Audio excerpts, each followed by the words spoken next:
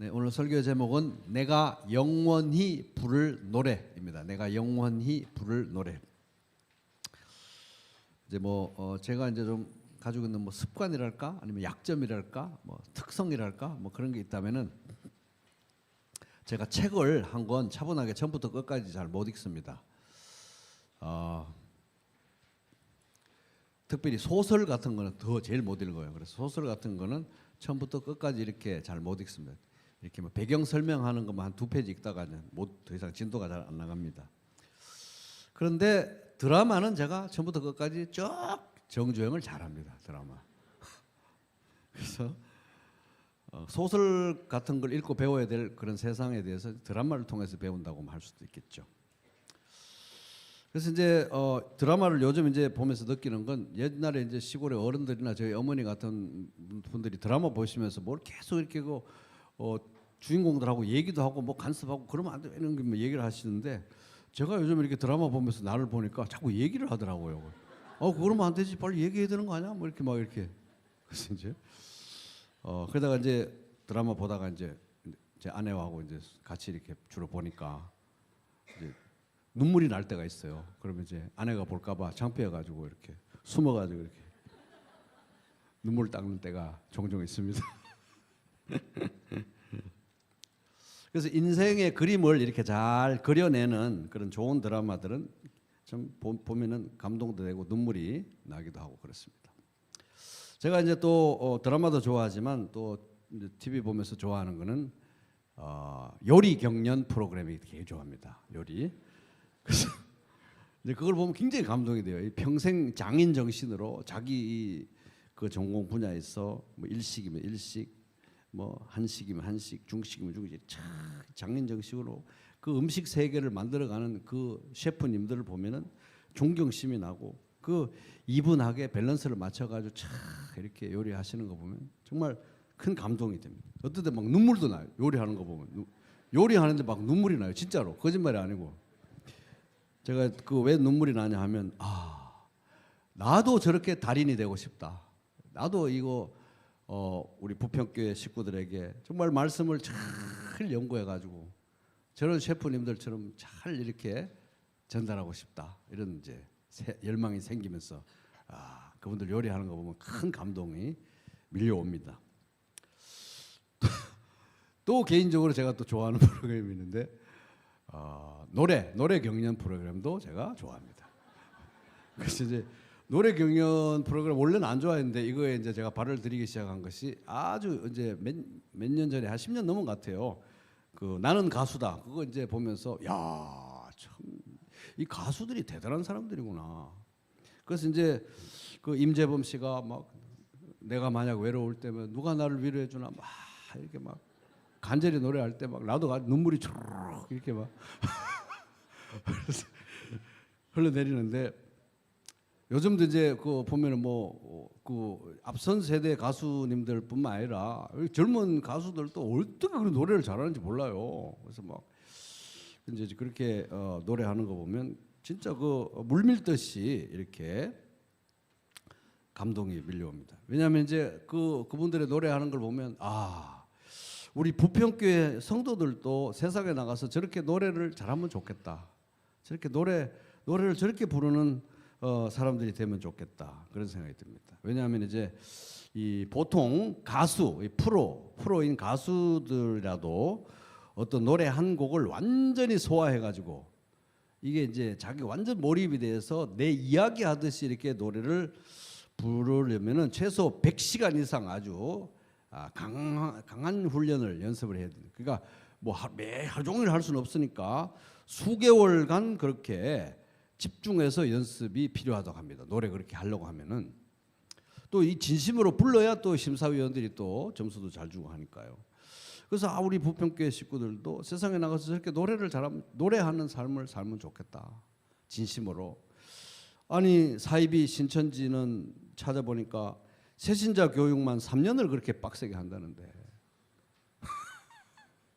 우리 부평교회 식구들도 저렇게 세상에 나가서 이 요한복음 프롤로그 1장 1절에서부터 18절 이거를 암송하고 또 암송하고 또 암송해가지고 이걸 막 뼈에 막 새겨가지고 집에 앉았을 때든지 집에 누웠을 때든지 길을 갈 때든지 전철을 탈 때든지 버스를 탈 때든지 직장에 가서 쉬는 시간이든지 잠이 안 올 때든지 어느 때든지 이 요한복음 1장 1절부터 18절 태초에 말씀이 계시니라부터 이거를 쫙 뼈에 우리 성도들이 새겨가지고 이게 아주 너무 새겨지다 못해가지고 이 노래가 돼가지고 이걸 가지고 신앙도 고백하고 하나님도 찬양하고 내 영혼도 살찌는 그런 노래를 부르면 얼마나 좋겠는가, 이런 소원이 막 물밀듯이 제게 밀려옵니다. 그래서 이제 시편 119편 54절을 보면은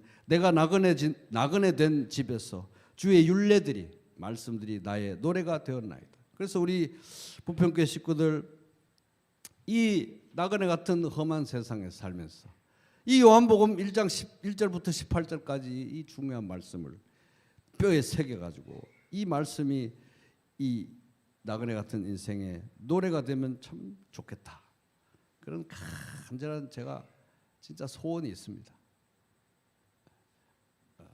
여러분 다 암송하시기 바랍니다. 그래서 하루에 뭐 반절만 암송하셔도 되고 하루에 3분의 1절, 하루에 4분의 1절만 하셔도 됩니다. 그래서 이제 지난번에 우리 에베소서 1장 3절부터 14절 해보신 분들은 이거는 뭐 거기다 비하면 완전 뭐 너무 쉬운데 이런 고백들이 많이 나오십니다. 그래서 에베소서 1장 3절부터 14절 또 암송을 하고 1년간 쭉 암송을 해보시니까 1년 지나고 나니까 이게 의미가 이렇게 암송을 하니까 살아나는구나, 이러는 감정도 제가 들었습니다. 그래서 이 프롤로그만 도대체 지금 몇 주째 하고 있습니까? 지금 언제 이래가지고 요한복음을 다 하냐고요. 근데 이거를 노래 배우러 나온다고 생각해보세요. 노래 입으로 부르는 노래를 배우러 나오든지 아니면 이걸 내가 뭐 악기를 연주하기 위해서 이 레슨을 받으러 온다, 이걸 생각해보세요. 이게 뭐 하루 만에 됩니까? 계속 해야 되는 거잖아요. 계속. 그래서 오늘 노래 배운다고 생각하시고, 그래서 이게 내가 진짜 평생 불러야 될 노래다. 이게 하루에 반절씩만 외우자. 반절씩만. 하루에 4분의 1절씩만 외우자. 이래가지고 그래서 꼭 외웠어. 이게 이제 평생 부를 노래. 천국 가수도 부를 노래입니다. 천국 가수도. 천국 가가지고도 천국 간다고 뭐 바로 가면은 뭐 암송도 안 했는데 갑자기 다 암송되고 그럴 줄 알았어요? 천만의 말씀입니다. 지금 암송해놔야 천국 가면은 부평교회 식구들은 또 이거 어떻게 요한복음 프롤로그를 이렇게 암송을 잘하지? 저 사람들 어떻게 한 거야? 이렇게 부러움도 살 수도 있을 거예요, 진짜. 그래서 설교는 다 잊어버려도 돼요. 설교는 다 잊어버려도 되는데 이 말씀만 여러분 가슴에 꼭 남으면 제가 학습 목표 달성이다, 이렇게 생각하겠습니다. 아니 나는 못해요. 나는 외우는 거 잘못. 이런 분 치고 한번 따져보세요. 노래 가사는 잘 외웁니다. 돌아와요 부산항에 얼마나 잘해요.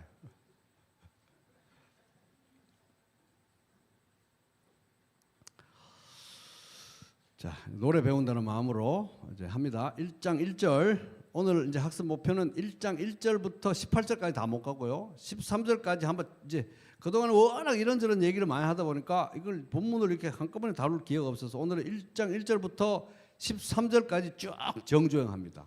그래서 1장 1절 말씀 나올 때는 깜짝깜짝 놀라면서 또 읽어보겠습니다. 1장 1절 시작. 태초에 말씀이 계시니라. 이 말씀이 하나님과 함께 계셨으니 이 말씀은 곧 하나님이시니라. 여기 태초에라는 말 나오는데 창세기 1장 1절에도 태초에라는 말이 나옵니다.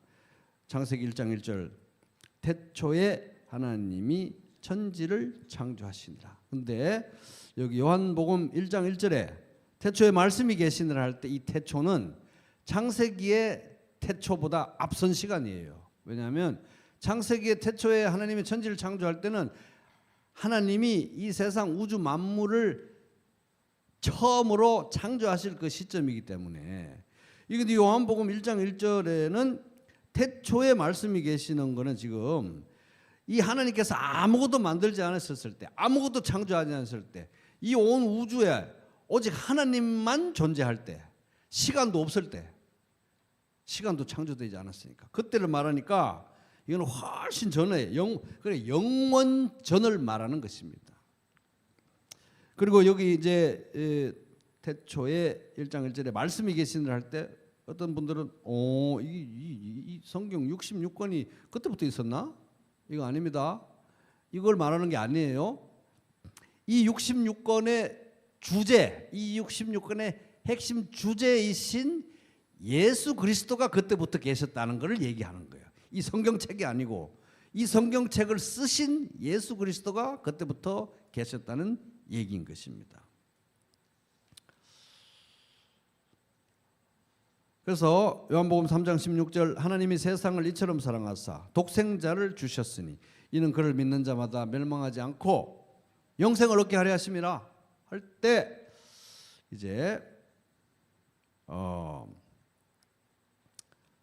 이 유명한 말씀이죠. 요한복음에서. 근데 방금 요한복음 1장 1절에서 태초에 말씀이 계시니라 이렇게 할 때 이 말씀의 의미, 이 로고스의 의미는 이런 겁니다. 그러니까 하나님께서 우리를 구원하시기 위해서 독생자를 이 땅에 보내셨잖아요. 그죠? 독생자를 보내셨는데 그래서 2000년 전에 베들레헴 마구간에서 그 독생자가 사람으로 성육신한 거잖아요. 맞죠?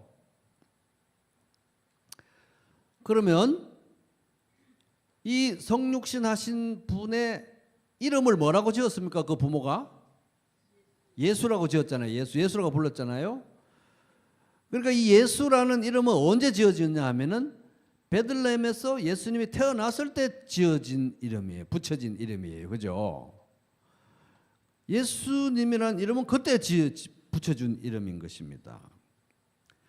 그래서 지금은 뭐 성부, 성자, 성령, 삼위일체 하나님 이런 교리가 정확하게 정립이 되고 확립이 돼서 우리는 금방 이해가 쉬워요. 근데 그때는 아직도 이 성경에는 명확하게 요한복음 같은 경우에 삼위일체의 진리가 다 들어있지만 아직 이단들이 덜 준동하고 이래가지고 이걸 체계적으로 쉽게 성부, 성자, 성령, 삼위일체 이렇게 아직 정리가 안 된 상황이기 때문에 우리가 알기 쉽게. 그래서 그때 당시로 생각하면은 어떤 질문이 생기냐 하면은 예수라는 이름은 성육신할 때 마구간에 태어났을 때 붙여준 이름이기 때문에 그러면 이 성육신 이전에 이 성자 하나님 성육신 하신 하나님이 성육신 하시기 전에 베들레헴에 태어나시기 전에는 뭐로 불러야 되느냐는 거예요. 안 그러겠습니까? 근데 여기 딱 요한복음에 보니까 뭐라고 불렀어요? 로고스라고 부르니까 로고스라고. 기가 막힌 겁니다. 하나님이 가르쳐 주신 거예요. 그래서 이게 왜 기가 막히냐 하면은 이제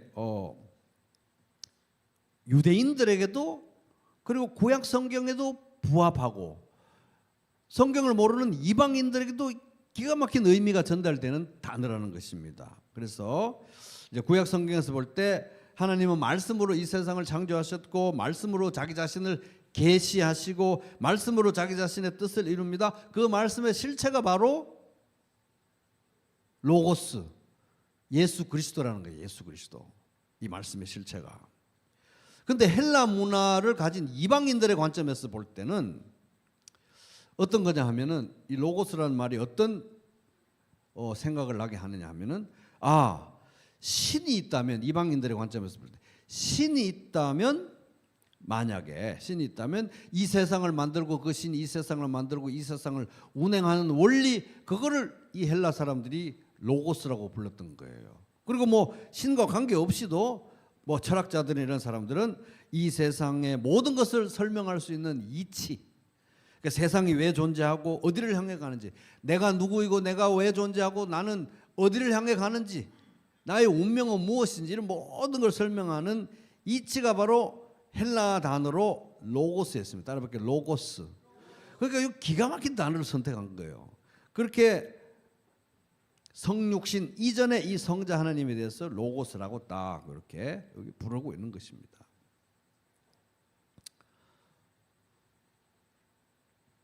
그래서 요한복음 전체는 1장 1절부터 나오는 전체는 왜 예수 그리스도가 하나님의 로고스인지, 왜 예수 그리스도가 하나님의 말씀인지를 이제 풀어내는 거예요. 예수님이 하신 모든 말씀과 행동과 일들을 통해서. 다시 1장 1절 읽습니다. 1장 1절. 그래서 이제 여러분 노래 배울 때 노래 가사 다 이해 못하고 노래 부르잖아요. 이 요한복음 요 1장 1절부터 18절 이거 몇 번 설교 듣는다고 이해 못합니다. 평생 노래를 불러야 돼요. 한 1년 부르고 2년 부르면 이제 뜻이 올라올 거예요. 이제 그러려면 이제 노래 부를 준비를 지금 하는 거니까 다 이해 못하도 실망하지 마시고 따라오세요. 1장 1절 또 읽습니다. 시작. 태초에 말씀이 계시니라. 이 말씀이 하나님과 함께 계셨으니 이 말씀은 곧 하나님이시서 하나님의 로고스이신 이 예수 그리스도는 성육신 이전에도 영원히 존재하고 있었다는 거예요. 베들레헴에서 태어날 때 그때부터 생겼나가 아니고 그전에도 영원히 존재하고 계셨다는 거예요. 이분은 성자 하나님은 로고스이신 이분은요. 근데 하나님과 함께 계셨고 하나님과 함께 계셨다는 것은 아주 친밀한 관계 속에 계셨는데 하나님하고는 구분이 돼요. 그죠? 하나님과 함께 계셨으니까. 근데 구분은 되는데 보세요. 이 말씀은 곧 하나님이시니까 하나님. 구분은 되는데 하나님과 동등한 신성을 가지신 하나님이라는 것입니다. 그래서 이제 요한복음 1장 1절부터 18절 이 프롤로그가 요한복음 전체 해석의 틀이 되는 것입니다. 앞으로 요한복음에 나오는 모든 내용들은 이 요한복음 서론 프롤로그의 관점에서 이해를 해야 되는 거예요. 그런데 이 프롤로그 전체를 압축을 하면 1장 1절. 그래서 요한복음 1장 1절이 제일 중요합니다. 1장 1절. 그래서 이 말을 하면 또 제가 좀 부작용이 생기니까 좀 걱정은 되는데 어쨌든 1장 1절은 무조건 외워야 돼요. 최소 1장 1절은 외워야 되는 겁니다. 1장 1절은 만 외우라는 게 1장 1절은 만 외우자는 게 아니라 1장 1절은 무조건 외워야 되는 것입니다. 그래서 1장 1절의 관점에서 이제 2절부터 나오는 모든 내용을 다 묵상하고 이해하고 받아들여야 된다는 것입니다. 그러니까 요한복음에 기록된 모든 예수님의 말씀과 예수님의 하신 행동과 예수님의 하신 일들은 하나님으로서 하신 거예요. 성부, 성자, 성령 세 분의 하나님이 세 분이 한 분, 삼위일체잖아요. 그죠? 삼위의 하나님 중에 잘 들어보세요, 여러분. 삼위의 하나님 중에 예수님이 성육신 하기 전에는 하나님의 영이시기 때문에 아무도 우리가 눈으로 볼 수가 없어요. 그런데 성육신 이후부터 지금부터 영원까지는 성부, 성자, 성령 삼위의 하나님 중에 한 분은 우리하고 똑같이 생긴 하나님이에요.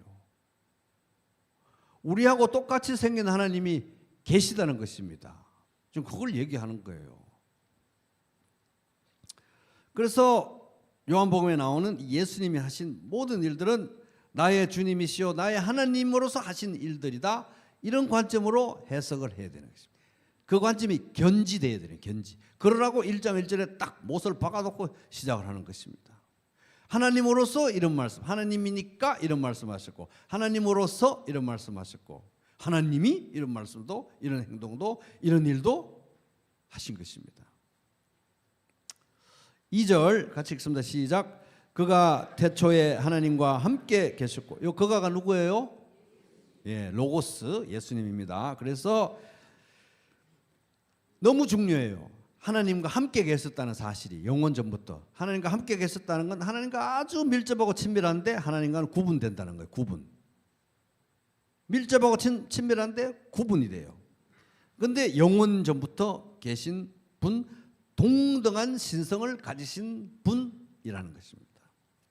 자, 3절 같이 읽습니다. 3절 시작. 만물이 그로 말미암아 지은 바 되었으니 지은 것이 하나도 그가 없이는 된 것이 없느니라. 그로 말미암아 누구로 말미암아? 로고스로 말미암아 예수 그리스도로 말미암아 됐다는 것입니다. 여러분 예수 그리스도가 이제 베들레헴에서 태어나시고 성육신 하신 거잖아요. 그러면 예수님은 성육신 하기 전에 뭐 하고 계셨냐는 겁니다. 뭐 하고 도대체? 예수님은 성육신 하시기 전에 베들레헴에서 태어나시기 전에 영원전부터 항상 모든 순간에 항상 하나님과 아버지 하나님과 함께 계셨고 모든 일을 다 하나님 아버지와 함께 하신 거예요. 다. 모든 일을. 그래서 창세기 1장에 보면은 하나님이 뭘 가지고 이 세상을 창조했습니까? 말씀으로 창조했어요. 그래서 하나님이 말씀하시니까 이렇게 됐다, 이렇게 됐다, 이렇게 됐다 나오잖아요. 근데 그 말씀이 몰랐을 때는 하나님의 입에서 나온 그 말이 언어가 말씀인 줄 알았는데 맞아요, 맞는데 그 말씀의 실체가 뭡니까? 예수 그리스도라는 거예요. 로고스, 예수 그리스도. 근데 보면은 창세기 1장에 보면은 이런 구절이 있잖아요. 땅이 혼돈하고 공허하며 흑암이 깊음 위에 있고 하나님의 영이 뭐예요? 이게 성령님을 말하는 겁니다. 하나님의 영은 수면 위에 운행하시니라. 그럼 여기까지 딱 읽다 보면 이야, 이 창조하실 때부터 하나님은 성부, 성자, 성령 하나님이 함께 이 우주 만물을 창조하셨구나 알 수 있는 것입니다.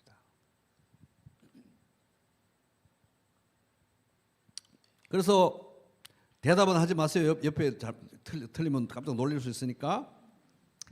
하나님께서 우주 만물을 창조하실 때 성부, 성자, 성령 하나님이 함께 하셨기 때문에 성부, 성자, 성령 하나님은 각각 3분의 1씩 일을 담당하셨다. O, X 대답하지 마세요. 혹시라도 옆에 O 이러면 깜짝 놀라잖아요. X요, X 3분의 1씩 한 거 아닙니다. 그건 우리 사람들이 셋이 하면 3분의 1씩 하는 거고요. 삼위일체. 모든 일을 각각 맡은 일은 각각 맡은 역할이 있으시나 모든 일을 하나 같이 하시는 거예요. 같이. 그래서 삼위일체인 것입니다. 그래서 예수님은 늘 말씀하셨습니다. 예수님이 하시는 모든 말씀, 예수님이 하시는 모든 일, 모든 행위는 항상 하나님이 아버지가 같이 함께 하신다고 얘기하셨어요. 역할이 다른데도 불구하고 어느 정도냐? 어느 정도로 같이 하시느냐? 나와 아버지는 하나이니라라고 하셨어요. 여기서 하나라는 것은 남성 명사가 아니고 중성 명사니까 둘이 해가지고 막 뒤섞여서 한 분이 이런 뜻이 아니라 삼위일체, 삼위지만 일체, 하나, 각각 다른 역할을 하시지만 한 분이라는 거, 일체라는 것입니다. 아버지와 나는 하나다. 이거 우리가 머리로 이해할 수 없어요. 이해할 수 없기 때문에 예배하는 것입니다. 이해할 수 없으니까 영원히 묵상하고 찬양하는 것이죠.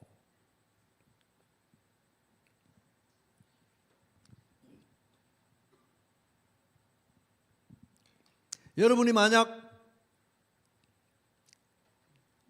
손을 들지 마시고 여러분이 만약 성부, 성자, 성령 삼위일체 하나님을 믿지 않고 있다면 성경에도 없는 하나님을 믿고 있는 거예요. 잘 들으셔야 됩니다. 그러니까 지금 그게 요한복음에 그게 나오는 거예요. 그래서 이렇게 이해하면 됩니다. 하나님이 우리를 구원하실 때 하나님 아버지의 사랑으로 예수님의 십자가를 통해서 성령님의 적용하심 가운데 우리가 구원받은 거잖아요. 그죠? 하나님의 사랑으로 성령님의 능력으로 예수를 통해서 우리 구원받은 거예요. 마찬가지로 창조하실 때도 하나님은 예수 그리스도와 성령을 통해서 모든 만물을 창조하신 것입니다. 그래서 시편 33편 6절에 보면 신기한 말씀이 있습니다. 여호와의 말씀으로 말씀의 실체는 예수님이죠. 여호와의 말씀으로 하늘이 지음이 되었으며 그 만상을 모든 만물을 그의 입에 기운으로 이루셨도다. 하나님이 말씀으로 세상을 창조하시고 기운으로, 입의 기운으로 창조하시는데, 입의 기운이라는 단어는 루아흐라는 단어인데 바로 성령을 가리킬 때 쓰는 단어기도 합니다. 그러니까 하나님이 말씀이신 그리스도와 성령을 통하여 세상을 창조하신 거예요. 3절 같이 읽을게요. 시작. 다시 한번 시작. 만물이 그로 말미암아 지은 바 되었으니 지은 것이 하나도 그가 없이는 된 것이 없느니라. 그래서 여기서 분명하게 밝히고 있는 건, 너무너무 중요하게 밝히고 있는 것은 예수 그리스도는 아버지 하나님이 만들어낸 B급 신이 아니라는 거예요. B급 신이 아니라는 것입니다. 왜? 이 세상에 존재하는, 우주에 존재하는 보이는 것이나 보이지 않는 것이나 어떤 것도 피조물이라면 다 예수님이 만드신 거예요. 예수님은 만들어진 신이 아니라 유일한 창조주라는 것입니다. 성부, 성자, 성령. 그래서 골로새서 1장 15절 16절 하나님의 아들은, 예수 그리스도는 보이지 않는 하나님의 형상이요, 보이지 않는 하나님의 형상이요. 그래서 성부, 성자, 성령 중에 우리하고 똑같이 생긴 하나님이 계시다는 것입니다. 그게 누굽니까? 예수 그리스도예요. 우리하고 똑같이 생긴 하나님이 계시다고요. 여러분, 예수님께서 십자가에 죽으시고 부활했을 때 도마가 우리하고 똑같이 생기신 이분 앞에 가서 나의 주님이시오, 나의 하나님이십니다 라고 고백했죠. 그러면 이제 십자가에 달리셨을 때는, 우리가 십자가에 달려있을 동안에는 그분 앞에 가서 나의 주님이시오, 나의 하나님이시오 라고 말해야 됩니까? 안 됩니까? 되는 거예요. 성육신 하신 하나님이십니다. 그러면 예수님이 베들레헴에서 마구간에서 태어나서 애기인데 마리아가 안고 있어요. 누가 그 애기에게 가서 나의 주님이시오, 나의 하나님이십니다 해도 돼요, 안 돼요? 됩니다. 성육신 하신 하나님이에요. 우리하고 똑같이 생긴 하나님으로서 하나님 보좌 우편에 앉아 계신데 그분에게 나의 주님이시오, 나의 하나님이십니다 해도 됩니까, 안 됩니까? 됩니다. 하나님으로서 그런 모든 일을 하신 거예요. 그 관점을 견지해서 예수님이 하신 말씀과 행동과 모든 일들을 보라고 요한복음이 기록된 것입니다. 이 예수의 정체성이 그 영적 폐허에서 교회를 살리고 성도를 살리고 다음 세대가 신앙이 이어지게 하는 유일한 답이었고, 그 예수의 정체성 안에서 나의 정체성을 찾으라고 요한복음 말씀이 있는 것입니다. 그래서 보이지 않는 하나님의 형상이요. 그러니까 여러분, 예수님을 통해서, 예수님은 하나님 아버지를 우리에게 보여주신 분이잖아요. 성부, 성자, 성령 삼위일체 하나님이죠. 그러니까 예수님을 본 자는 하나님의 3분의 1을 본 것이죠. 그러면 이러면 화를 내야죠. 아니라고 해야죠. 보이지 않는 하나님의 형상이라고 한 거잖아요. 삼위일체 각각 기능이 있으나 우리는 예수님 안에서 하나님의 3분의 1만 본 게 아니에요. 우리하고 똑같이 생기신 하나님을 본 것입니다. 하나님 전체를 본 거예요. 전체를. 그게 삼위일체 하나님의 신비잖아요. 그러니까 우리 예배하는 것입니다.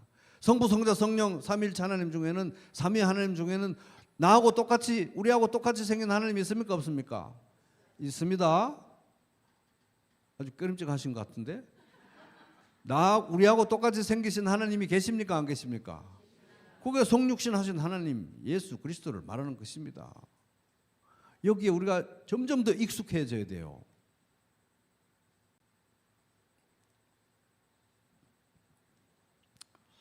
(1장 4절) 그래서 이제 골로새서 1장 15, 16절에 보면 이분에 의해서 하늘과 땅에 있는 모든 것들, 보이는 것과 보이지 않는 것들, 뭐 눈에 보이는 것과 보이지 않는 천사들, 뭐 다 보호자들과 주권자들과 하여튼 모든 것들이 그분에게 의해서 창조됐고 그분을 위해서 존재하고 그분이 붙들고 있다고 말씀하고 있습니다. 자, 1장 4절 시작. 그 안에 생명이 있었으니 이 생명은 사람들의 빛이라. 그가 누굽니까? 로고스 예수 그리스도를 말하는 겁니다. 그 안에 생명이 있다는 말은 예수님이 창조주라는 말이에요. 그래서 이 세상에 있는 모든 살아있는 것들에게 생명을 주신 분이 예수님. 여러분, 우리가 이 세상에 생물과 무생물이 있잖아요. 돌, 모래 이런 건 무생물이잖아요. 생명이 없는 거잖아요. 생명이 있는 거가 없는 것은 천지차이예요. 그래서 꽃도 사람이 만든 조화가 있고 자연적으로 생화가 진짜 꽃이 있잖아요. 비슷하고 사실 조화는 썩지도 않고 오래 가요. 그러나 이 조화가 진짜 꽃의 향기와 아름다움을 따라갈 수가 없는 것입니다. 사람들은 기술이 좋아가지고 이 세상에서 무슨 조화도 만들고 꽃도 만들고 뭐도 만들고 기계도 만들고 로봇도 만들고 공중제비하는 로봇도 만들고 AI도 만들고 유전자도 막 조작하고 하지만 무의 수로 생명을 만들 수 있다 없다? 못해요. 생명은 하나님만 만들 수 있는 것입니다. 예수님이 우리의 생명의 주인이신 것입니다. 그런데 그 생명이 사람들이 빛이라고 말합니다. 빛, 그것은 무엇입니까? 예수 그리스도는 창조주로서 우리의 이 자연적인 생명을 만드신 분이시기도 하지만 죄로 인해서 영적 사망 가운데 있는 우리들에게 자신의 십자가를 통해서 우리에게 생명을, 영원한 생명을 주시는 분이기도 하다, 이런 말을 하고 있는 것입니다. 그래서 요한복음 8장 12절 예수께서도 말씀하시되 나는 세상의 빛이니 나를 따르는 자는 어둠에 다니지 아니하고 생명의 빛을 얻으리라. 5절입니다. 5절. 그래서 오늘 다 이해 못하더라도 반복해서 들으시고 이거 암송하시기 바랍니다. 자, 5절 시작. 빛이 어둠에 빛이 돼 어둠이 깨닫지 못하더라. 이 깨닫다는 말은 이제 카탈람바노라는 단어인데 깨닫는다는 의미도 되고 이긴다는 의미도 됩니다. 그래서 창세기 1장에도 천지 창조 장면에 보면은 혼돈과 공허와 어둠 가운데 하나님께서 빛을 쫙 비추시고 나서 생명을 이제 창조하십니다. 그런데 거기도 보면 그 깊은 어둠도 하나님이 빛이 있으라 했을 때 그 빛을 이기지 못했어요. 어둠이 빛을 잡아먹거나 잠식시키지 못했다는 것입니다. 자, 하나님께서 우리를 구원하시기 위해서 독생자 예수님을 보낸 것은 그전에는 아무것도 안 하다가 느닷없이 어느 날 갑자기 뚝 이렇게 독생자를 보내신 거 아닙니다. 그전에 계속해서 예고편이 있었어요. 예고편이. 그래서 히브리서 1장 1절에서 2절에 보면은 옛날에는 예언자들을 통해서 구약의 예언자 선지자들을 통해서 계속해서 여러 가지 방식으로 예수 그리스도를 가리키고 예고하면서 하나님께서 말씀을 주셨습니다. 그래서 마지막 날에 이 아들 독생자 예수 그리스도를 통해서 우리에게 최종적으로 최후 통첩으로 그 말씀의 실체를 우리들에게 보내주신 것입니다. 그러니까 하나님은 죄와 사망, 영적 어둠 가운데 있는 이 땅에 끊임없이 예수님이 오시기 전에도 계속해서 말씀의 빛을 비추셨는데 그 말씀의 빛의 내용이 실체가 가리키고 있는 바가 바로 예수 그리스도 하나님의 로고스였다는 것입니다. 로고스. 그러니까 하나님의 이 빛이 생명의 빛이 계속 비추고 있었던 거예요. 그런데 어둠이 깨닫지를 못했어요. 받아들이지도 않고 깨닫고 싶지도 않았어요. 그래서 이러다가는 뭐 하나님이 빛을 아무리 비춰도 어둠이 다 그냥 잠식하고 말겠네, 그러지 않았다는 것입니다. 어둠이 빛을 이기지 못했다는 것입니다.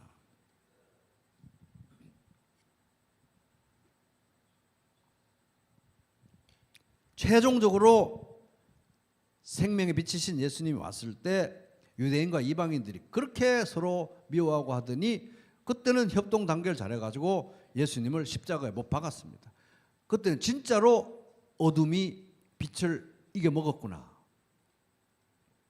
근데 희한하게도 예수님은 사망으로 사망 권세를 이기셨습니다. 그죠? 어둠의 빛을 이기지 못한. 왜? 참 빛이기 때문에, 참 생명이기 때문에 어둠이 빛을 이기지 못했습니다. 부활로 그 사실이 확정되고 선포되었습니다. 자, 이제 요한복음 1장 6절에서 8절 같이 묶어서 읽을 테인데요. 여기 딱 보니까 누구에 관한 내용입니까? 어떤 세례 요한, 사도 요한, 세례 요한. 좀 헷갈립니다. 잘 생각하셔야 돼요. 여기 세례 요한에 대한 겁니다. 세례 요한 얘기를 한번 같이 읽어보겠습니다. 시작. 하나님께로부터 보내심을 받은 사람이 있으니 그의 이름은 요한이라. 그가 증언하러 왔으니 곧 빛에 대하여 증언하고 모든 사람이 자기로 말미암아 믿게 하려 함이라. 그는 이 빛이 아니요 이 빛에 대하여 증언하러 온 자라. 느닷없이 갑자기 왜 지금까지 굉장히 고차원적인 얘기를 하다가 갑자기 왜 세례 요한 얘기가 왜 나오냐고요. 그죠? 그거는 매우 중요하기 때문에 나온 것입니다. 매우 중요하기 때문에 나왔습니다. 자, 요한복음은 이 신구약 계시 중에 제일 마지막에 주어진 계시 중에 하나입니다. 그래서 요한복음은 신구약 전체를 다 예수 그리스도의 관점으로, 기독론의 관점으로, 크리스탈로지의 관점으로 압축해놓은 어떤 조직신학 책보다도 심오하고 방대하고 위대한 그런 책입니다. 근데 이런 심오한 그 내용을 쓰면서 사도 요한은 어떤 관념적인 그런 철학이나 사변적인 어떤 신학이나 실체가 없는 그런 막 사상의 어떤 그런 얘기를 한 게 아니고 철저히 처음부터 끝까지 역사적 사실에 기반을 뒀어요. 역사적 사실에 기반을 안 두면 아무 의미가 없다는 주장이었습니다. 굉장히 강한 확신 가운데. 그리고 그러다 보니까 사도 요한은 직접 목격했느냐 안 했느냐, 목격자의 증언이냐 아니냐가 너무너무 중요했어요. 사도 요한에게는. 근데 실제로 요한복음에 나오는 대부분의 내용은 사도 요한이 1차 목격자입니다. 그래서 말합니다. 이 모든 일을 증언하고 또 이 사실을 기록한 사람, 바로 이 제자다. 사도 요한에 대한 겁니다. 우리는 그의 증언이 참되다는 것을 알고 있다. 요한복음 21장 24절. 그럼 이런 맥락에서 세례 요한은 왜 중요한가? 왜 중요한가? 세례 요한 얘기를 넣은 이유가 뭐냐 하면은 다른 증언을 사도 요한 자신의 증언 내놓고 이러면은 딱 손가락질하면서 비판할 사람들이 유대인들이 있는데 그 자기들이 그 땅에 살았다고 부정하고 그거 믿는 사람들이나 하는 얘기 아니겠어요? 이렇게 하지만 예수를 그렇게 싫어하는 유대인들도 아무도 부정을 못하는 굉장히 역사적이고 강력한 증인이 한 명 있는데 그 사람이 세례 요한이에요. 세례 요한. 그래서 이 세례 요한이 예수 그리스도를 증언했잖아요. 이분이 하나님께서 보내신 하나님의 어린 양, 우리 모든 세상 죄를 지고 가는 하나님의 어린 양에다 증언했는데 이분의 증언에 대해서는 유대인들도 그렇게 예수를 싫어하는 이분들도 아무도 부정을 못했어요.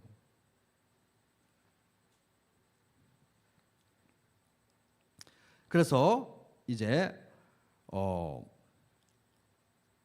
중요한 것입니다. 증언의 가치를 볼 때. 근데 이제 이 세례 요한이 이제 사역할 때도 그렇고 그전도 그렇고 언제도 그렇지만 전 세계 각지에 흩어져 있던 디아스포라 유대인들은 유대인의 명절, 특별히 6월절이 되면 다 예루살렘으로 먼 길을 마다않고 성지순례를 와가지고 예배를 드렸습니다. 세례 요한이 막 회개하라 천국에 가까운 데라 말씀할 때도, 선포할 때도 디아스포라 유대인들이 많이 와서 그의 얘기를 듣고 세례를 다 받았어요. 그때. 그러고 나서 명절 끝나고 전부 흩어져서 자기 집으로 돌아갔을 거 아닙니까? 그죠?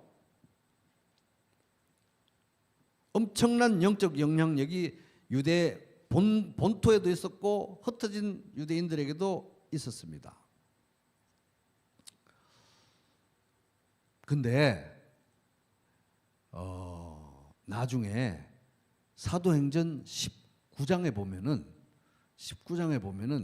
사도 바울이 에베소에서 에베소 교회를 개척을 하는데 여러분 몇 명 데리고 교회를 개척했을 것 같아요? 12명을 데리고 교회를 개척합니다.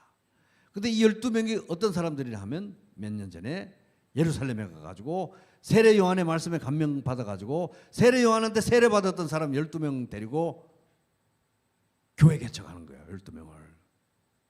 그러니까 이 세례 요한 얘기는 특별히 요한복음이 에베소에서 목회하던 요한이 쓴 거잖아요. 에베소 쓴 거잖아요. 그러니까 세례 요한 얘기는 이 에베소 교회 사람들한테는 굉장히 의미심장한 얘기입니다. 세례 요한의 제자들 침례받았던 그 사람들이 교회 창립 멤버들이었거든요. 그리고 또 의미가 있는 거는 이 요한복음을 쓴 사도 요한 자신이 또 예수 믿기 전에 누구의 제자였습니까?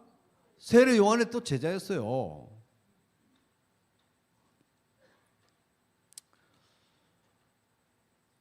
그래서 사도 요한이 요한복음 쓸 때도 사실은 다행히 그 12명은 이 교회 창립 멤버가 돼가지고 예수 믿었지만은 이 교회 참여하지 않았던 사람들도 있었을 거 아니에요. 아, 세례 요한까지만 하면 되지. 그런 사람들에게 세례 요한에서 멈추지 말고 예수 그리스도에게로 나가라는 간접적인 메시지인 것입니다. 내가 그 사람 제자였다고. 근데 그 스승님이 저분에게로 예수 그리스도에게로 가라고 했다고. 간접적인 메시지가 되는 것입니다. 그래서 이 세례 요한이 너무너무 중요합니다. 그래서 이 세례 요한은 예수님이 오시기 전까지 예수님이 오신다고 예고하고 가리키고 말씀했던 모든 구약의 말씀을 총결산하는 사람이에요. 총결산인 것입니다. 그래서 얼마나 중요했는지 누가복음 1장 16절에는 이렇게 말씀하고 있습니다. 요새 새로 나온 새 한글 번역인데 한번 들어보세요. 아주 경쾌하게 번역합니다. 들어보세요.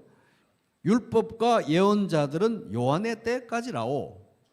그때부터 하나님 나라의 좋은 소식이 알려지고 있고 모두가 그리로 들어가려고 발버둥 치고 있어. 그래서 그때까지의 예수님을 가리켜 예언한 모든 예언의 총결산입니다. 그래서 선지자 중에 제일 위대한 선지자. 그래서 예수님은 여자에게서 난 자 중에 요한보다 큰 자가 없다라고 말씀하실 정도였습니다. 마태복음 11장 11절. 그런데 여기서 요한복음 1장 6절에서 7절 8절 세례 요한 얘기하는 거 뭡니까? 그는 빛이 아니고 이 빛에 대해서 증언하는 사람이다. 그는 빛이 아니라는 거예요. 나도 사도 요한도 그의 제자였는데 그는 빛이 아니라 그분이 이 예수 그리스도를 가리켜서 증언했다는 말입니다. 그러니까 이 글을 읽는 여러분, 구약 성경에 머물지 말고 세례 요한까지 머물지 말고 예수 그리스도에게로 나아가십시오. 예수 그리스도의 정체성 안에서 여러분의 신앙과 여러분의 정체성을 찾아야 됩니다. 예수 그리스도에게로 나아가십시오. 그게 메시지였던 것입니다.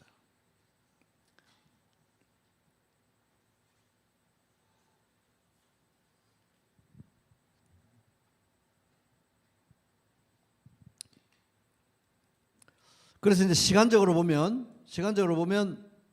1절, 2절 영원 전부터 하나님의 로고스 예수님이 그때부터 계신 거예요. 여러분 다 이해 안 되셔도 들으셔야 됩니다. 다 들으셔야 되고 반복해서 듣고 이거 노래 불러야 돼요. 노래 가사 다 알고 부르는 거 아니지 않습니까? 그래서 1절, 2절은 이 로고스가 영원 전부터 계셨다는 거예요. 예수님이. 근데 3절은 그분이 창조주라는 거예요. 4절, 5절은 예수님이 성육신 하시기 이전에도 계속해서 이 로고스에 대해서 하나님께서 말씀하시고 빛을 비추고 계셨다는 겁니다. 그런데 어둠이 깨닫지 못하고 원하지도 않았어요. 그러나 어둠이 이 빛을 잠식하지 못했다. 그래서 마침내 드디어 예수님이 오시기 바로 직전 6절, 7절, 8절 세례 요한이 최종적인 선지자로 왔다. 이 위대한 선지자도 나는 빛이 아니라고 말했다. 내가 그의 제자였다. 그러므로 저 진짜 빛을 바라보아야 된다 하는 것입니다. 그래서 예수 그리스도를 제대로 모르고 하나님을 아무리 연구해도 우리는 엉뚱한 하나님을 알 수밖에 없어요. 왜? 예수 그리스도가 아니면 하나님을 알 수 없기 때문에. 자, 이제 드디어 세례 요한의 사역 이후에 바로 예수님이 오셨습니다. 예수님 성육신 하셨습니다. 10절 예수님 성육신 하셔서 같이 읽겠습니다. 시작.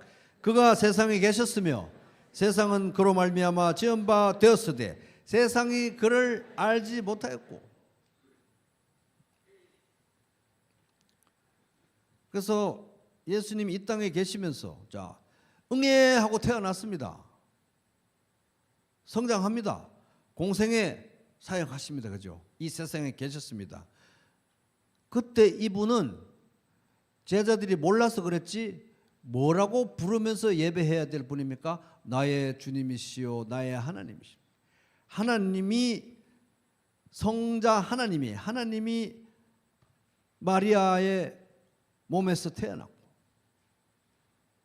하나님이 우리하고 똑같은 모습으로 성장하셨고 하나님이 십자가에 못 박히셨고 그런데 이 하나님은 아버지 하나님이 아니에요. 아버지 하나님이 십자가에 못 박힌 거 아닙니다. 누가 십자가에 못 박힌 거예요? 아들 하나님이. 이 하나님이 부활하시고 성천하시고 살아계시는 것입니다. 우리하고 똑같이 생기신 하나님이. 근데 사람들이 이 세상이 그를 알지 못했다 하는 것입니다. 그러나 우리는 그를 알기 때문에 나의 주님이시요 나의 하나님이시라는 관점에서 예수님을 생각하고 바라보고 묵상하고 따라가고 이후에 나오는 요한복음도 그런 관점에서 봐야 한다는 것입니다. 자, 11절 이 세상에 창조주가 계셨는데도 세상이 그를 알지 못했는데 제일 심각한 곳이 어디였냐면은 여기였습니다. 11절 같이 읽겠습니다. 시작. 자기 땅에 오매 자기 백성이 영접하지 아니하였어요. 여기 자기 백성 어디입니까? 어디 나라 사람입니까? 유대인들 말이에요. 유대인들. 적어도 이 세상 사람들이 다 이분을 인정 안 해도 유대인들은 그러면 안 되는 거 아니에요? 왜? 유대인들이 가지고 있는 성경 자체가 다 너희가 영생을 얻는 줄 알고 이 성경을 앞으로 깨고 뒤로 빼고 묵상하는데 이 성경이 곧 나에 대해서 하나님의 로고스 예수 그리스도에 대해서 말하고 있는 것이 아니냐. 유대인들은 그러면 안 되는데 이 선지자가 고향에서는 대접을 못 받는다고 예수님께서 말씀하신 것처럼 유대인들은 예수님을 배척했습니다. 빌라도를 충동해서 십자가에 못 박아 죽였습니다. 그래서 정말 어둠이 빛을 삼키는 건가? 이래가지고 누가 예수 믿겠냐는 거예요. 누가.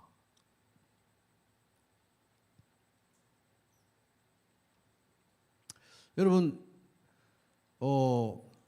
예수 믿는 게 정말 얼마나 어려운지 몰라요. 저는 이제 뭐 제가 그리로 가보고 싶다는 얘기가 아니라 어떤 생각이 드냐면은 이단과 사이비들은 참 장점이 있다.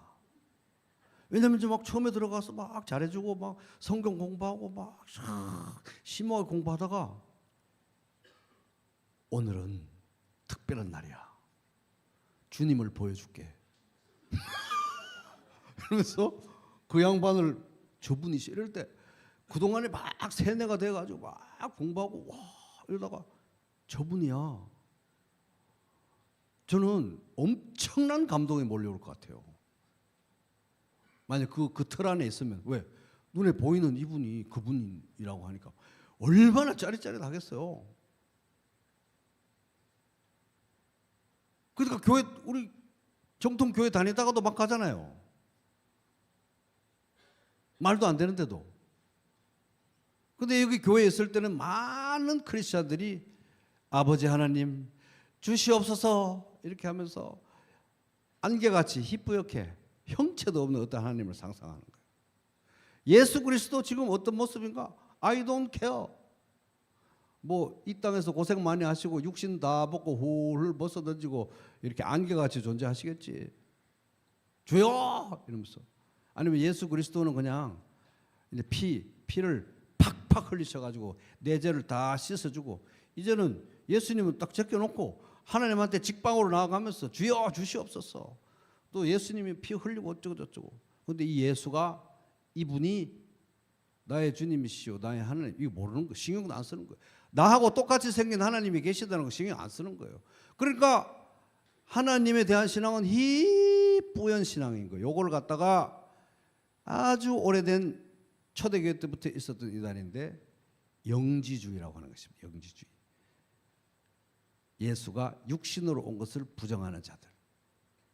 그러니까 교회 안에서는 우리하고 똑같은 하나님이 계신 거에 대해서 전혀 신경도 안 쓰다가 우리하고 똑같이 생긴 하나님을 곧 만날 것인데 그러한 믿음 속에서 우리의 현실적인 삶과 세계관과 인간관과 종말론과 모든 것이 다 구체화돼야 되는데 그 기초가 딱 빠진 거예요.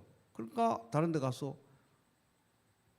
3년간 빡세게 막 성경 공부를 막 시키고, 이 교회에 있을 때는 그렇게 안 하려고 하다가 가서 그렇게 교육을 받고 이분이시다 이러면. 그래서 여러분, 우리하고 똑같이 생기신 하나님, 성자 하나님이 계시다는 게 지금부터 열심히 묵상하셔야 됩니다. 이 신비는 아무리 묵상을 해도 이해할 수가 없어요.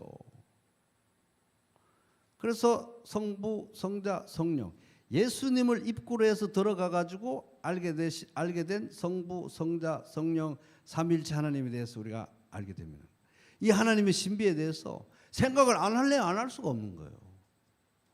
그래서 삼위일체 하나님을 내가 제대로 믿고 있지 않다면 나는 성경에도 없는 하나님을 믿고 있는 줄로 믿으시기 바랍니다. 아멘 하지 마세요. 믿으시기 바랍니다. 이런 걸 이번에 필사하고 상품으로 탄 좋으신 하나님이라는 책이 아주 쉽게 잘 설명이 되어 있으니 그래서 제가 이제 상품 중에 하나로 택한 겁니다. 그거 잘 뽑으셨어요? 근데 다른 책도 좋아요. 험담 그런 것도 좋고 다 좋습니다.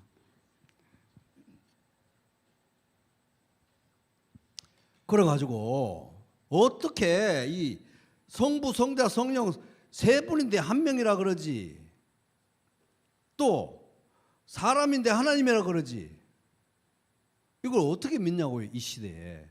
그럼 뭐 꼬리 9개 달리는 구미호가 뭐 변신술을 썼나? 아니면은 접신하듯이 어떤 사람이 그 여호와라는 신에 접신당했나?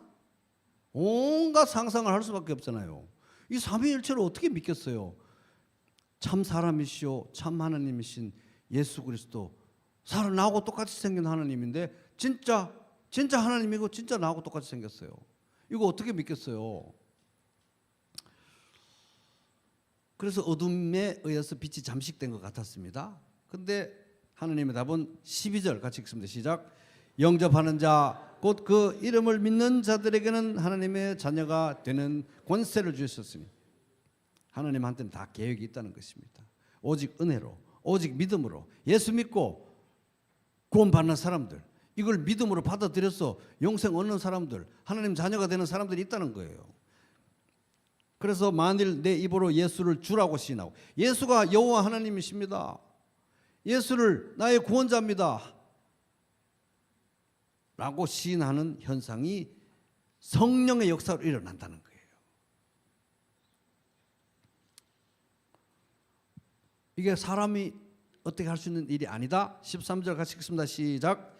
이는 혈통으로나 육정으로나 사람의 뜻으로 나지 아니하고 오직 하나님께로부터 난 자들이니라. 그래서 이거 절대 사람이 할 수 없는 일인 것입니다. 혈통, 유대인이라고 되는 게 아니에요. 육정, 사람이 뭐 어떤 욕망으로 해결되는 것도 아닌 것입니다. 사람의 뜻, 사람의 의지, 사람의 결심, 이런 걸 되는 것도 아니에요. 하나님께로부터 난 자, 하나님이 낳아주신 사람들인 것입니다. 그래서 여기 앉아 계신 분들은, 예수 믿는 여기 우리 성도님들은 다 하나님이 낳아주신 사람들인 거예요. 부모가 믿어서 이렇게 된 게 아니고 하나님이 낳아주신 사람들인 것입니다. 그래서 성경에 요한일서에 딱 사도 요한은 그 영적으로 암울한 시대에 야, 이 되겠구나. 하나님이 낳아주신 사람들이라면, 예수가 하나님의 아들이심을 믿는 사람들이라면 그 누구도 이 빛을 끌 수 없겠구나. 이 사람들이 결국에는 이겨먹겠구나. 교회가 이어져 가겠구나. 하나님이 때가 되시면 살리시겠구나 믿었던 것입니다. 그래서 요한복음 쓴 거예요. 예수의 정체성에 답이 있다. 예수의 정체성 안에 내 정체성을 찾는 사람들, 이 사람들이 아니면 누가 세상을 이길 것인가 는 취지로 요한복음이 기록된 것입니다. 너희는 그 은혜에 의하여 믿음으로 말미암아 구원을 받았으니 이것은 너희에게서 난 것이 아니고 하나님의 선물이라. 그래서 우리가 하나님께로부터 난 자들인 것입니다. 에베소서 2장 8절. 그래서 어두운 데서 빛이 있으라, 하나님이 빛이 있으라 하니까 빛이 있었던 것처럼 우리에게도 예수 그리스도를 아는 그 빛을 비춰주신 거예요. 성령님을 통해서. 근데 이 하나님의 로고스, 참빛, 참생명, 이 하나님의 로고스가 있는 곳에는 반드시 생명의 공동체가 있습니다. 혼자 놀지 않아요. 그 생명의 공동체를 두 글자로 하면 교회인 것입니다. 바로 이 하나님께로부터 난 자들의 모임이 교회인 것입니다. 그래서 옆에 있는 분들이 보세요. 옆에 있는 분들 보세요. 오래 교회 생활하다 보면 참 성격도 안 맞고 참 체질적으로 안 맞는다 이러지만 바로 옆에 앉아 계신 분들이 하나님께로부터 난 자들인 것입니다. 이들과 영원을 함께 할 거예요. 이들이 세상을 이길 것입니다. 아멘. 그래서 이제 내가 나그네 된 집에서 주의 율례들이 나의 노래가 되었나이다. 시편 119편 54. 오늘 설교 다 잊어버려도 돼요. 그러나 요한복음 1장 1절부터 18절 정말 제가 우리 부평교회 담임 목사로서 간곡히 부탁드립니다. 하루에 반절만 외우십시오. 반절 못 외우면 나는 반절 못 외워. 하루에 한 자만 외우십시오. 태초에 태태 태태태 태태레 태태 태태 하루에 한 자만 외우세요. 한 자만.